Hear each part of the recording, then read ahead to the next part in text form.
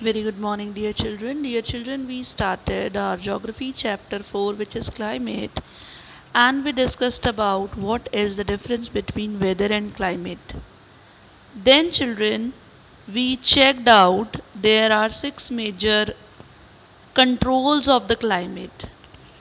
The climate is controlled by these six major factors. So we discussed latitude, altitude, pressure and wind system, distance from the sea, okay, ocean currents and relief features. These were the climatic controls. Now, children, the next topic we started was factors affecting India's climate. So, we discussed how India's climate is affected by different factors. So, we discussed latitude, we discussed altitude, and then, children, we were at pressure and wind system. So, here, children, we discussed that the weather conditions of India, they are very much affected by the pressure and the wind system. So, children, the first thing which we will discuss is the pressure and the surface winds. So, children, if we talk about India's location, so children, it is in the region of northeasterly winds. Now these winds they originate from the subtropical high pressure belt of the northern hemisphere. And children, it is from the high pressure, that always the wind blow from high pressure to low pressure. Fine. So they are, they blow towards southwards, but they get defected to the right due to the Coriolis force. Fine. So I explained you in the class what is Coriolis force. We discussed that whenever we are moving on a, when we are moving in a car, and when we throw something out of the car, it goes back. That is because of the Coriolis force. The velocity of the car and the velocity of that thing is totally different. Fine. So because of the Coriolis force, the wind it is deflected towards the right. Fine. When it is coming from up to down, means from north to south. Fine.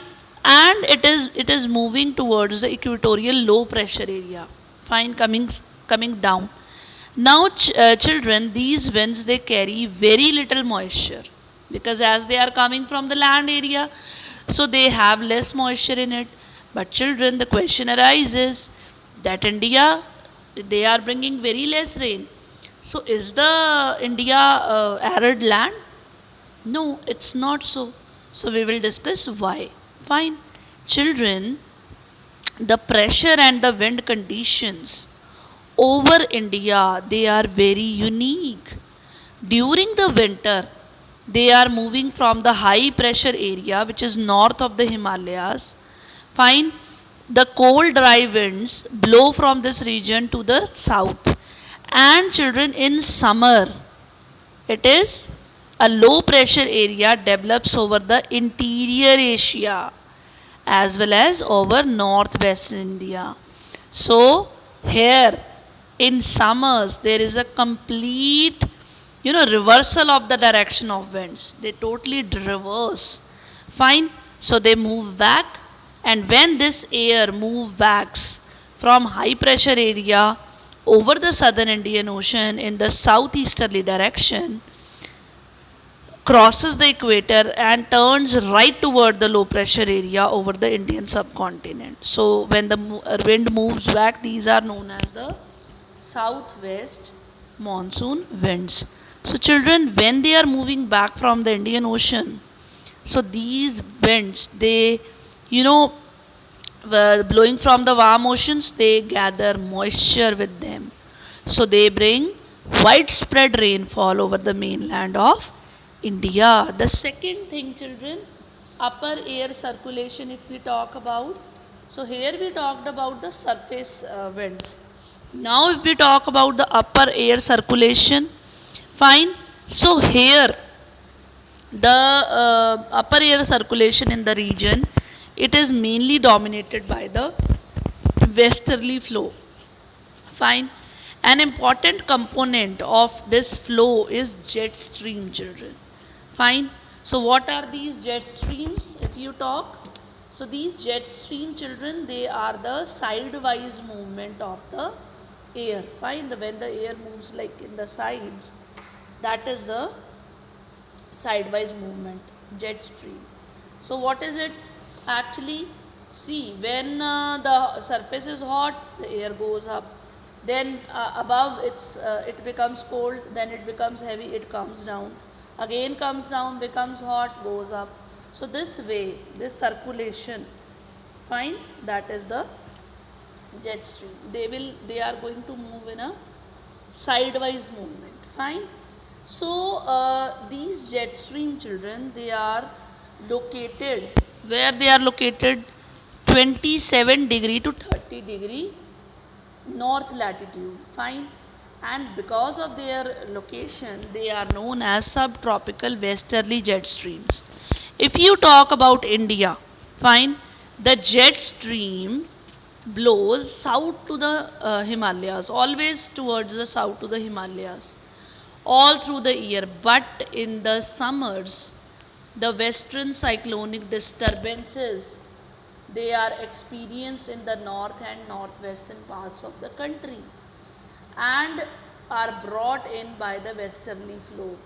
So in summers, children, the subtropical westerly jet stream moves from only in the summers they are moving towards the north of the Himalayas, and there is a movement of apparent movement of the sun also, because of that only they goes up and down. Fine. An easterly jet stream called the subtropical easterly jet stream, it is blowing in the peninsular India, and approximately the, if you talk about the degrees, it is 14 degree north during the summer months. So if you talk about the jet stream, children, I told you it's a strip of wind which is moving, then it moves very fast, and it is mostly between the troposphere and the stratosphere. You might have seen a jet, a water jet, a fountain, you can say. So its jet stream is also like that only, wind blowing with a pressure. And the seasonal change is affected by the jet stream. It is always moving from west to east, that is the same direction as the earth moves. And why it arises? Jet stream arises because of the difference between the temperature between the tropical zone and the polar region. In the tropical zone, the temperature is very high. In the polar region, the temperature is very low. More temperature difference will be there, more jet stream will be there. And it originates near the equator, you can say. Fine, because near the equator the air heats up, air goes up, it is attracted by the cold air molecules. In the polar regions it becomes cold, it comes down. And children, this jet stream is very helpful for the aviation industry. They keep checking the jet stream because for the flight travels, the plane, the flight travels in the same direction of the jet stream.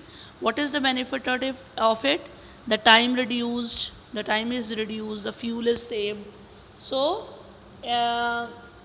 it is totally not possible to move in the opposite direction of the jet stream. It can cause serious accidents, children. Fine. So if you talk about India, just now I told you jet stream, the westerly jet flow is there. Then it is always moving to the south of Himalayas for the whole of the year. Only in the summer it is flowing towards the north. Fine. And the critical role is it is bringing western cyclonic disturbances in India. And what is the benefit of that, children? The benefit is that they are bringing rains here, and only in the summers it is to the north of the Himalayas. Subtropical easterly jet stream, it is affects the peninsular India. It is starting from the Tibetan plateau in China. Fine. In the summers they are very hot, the air heats up, low pressure area is created. Then in the upper troposphere, high pressure area is there.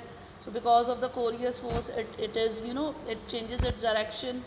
So in the subtropical easterly jet streams, they are bringing rains in the central area. Fine. and